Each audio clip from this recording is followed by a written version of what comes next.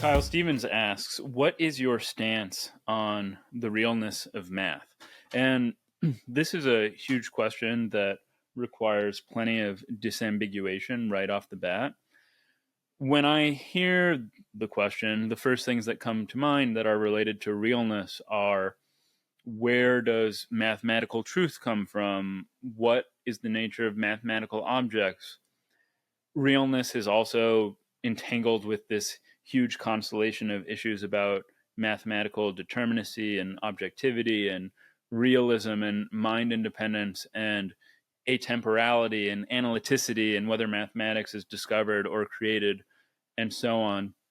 And there is a huge variety of positions, each one of which has different stances on these issues. And I'll name a few before I answer the question, just in case you're interested in looking into some of them.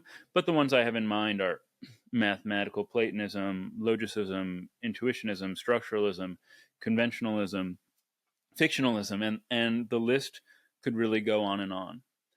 But I think the canonical sort of realist position that takes mathematical objects as being as real as possible is the position known as mathematical Platonism.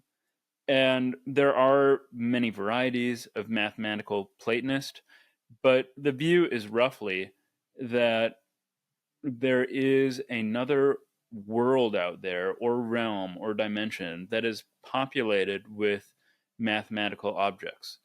Typically, these objects are thought of as sets, and this universe is often called the set theoretic universe.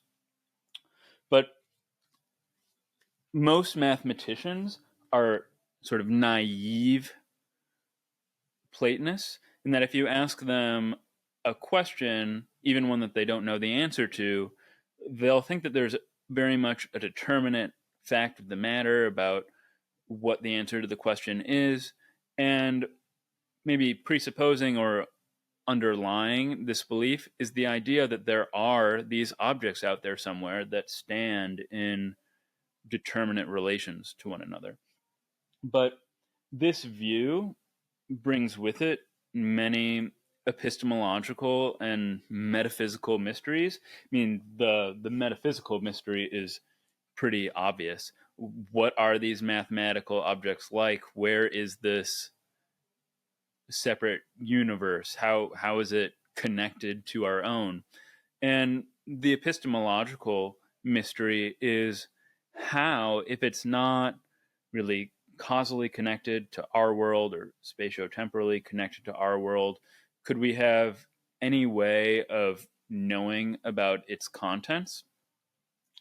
The epistemological question is particularly interesting. One answer given by Kurt Gödel, who's one of the most famous Platonists and also one of the most famous and important mathematical logicians of all time, is that we have something of a sixth sense, call it mathematical intuition, where the objects of set theory, I think that his words were something like, press themselves upon us in the same way or in an analogous way to how physical objects press themselves upon us through our five senses. But this mathematical intuition isn't something that really stands up to scientific inquiry.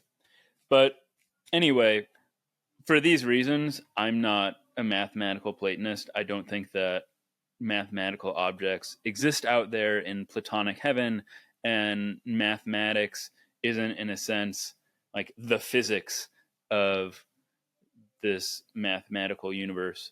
The view that I'm much more in favor of is actually extremely unpopular, but it's called mathematical conventionalism.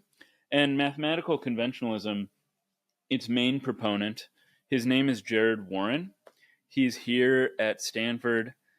Jared is I feel pretty comfortable saying this. He's the smartest person I've ever met. And even though I've spoken to many extremely intelligent people in my life through the podcast. He's the only person that I speak to, and then I feel like a troglodyte, which is a constant battle because I spend a lot of time with him. But he wrote an excellent book called Shadows of Syntax that is all about defending logical and mathematical conventionalism.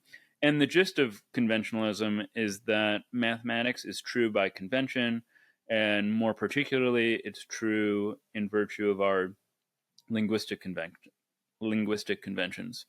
So, for instance, our knowledge that 2 plus 2 equals 4 comes from the rules of inference we use, the concepts we acquire and use, and then the mathematical reasoning we apply.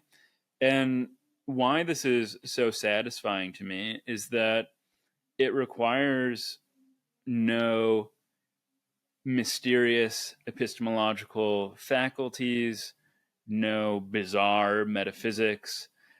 So there are no robust, spooky mathematical objects, and mathematical knowledge just comes from mathematical reasoning.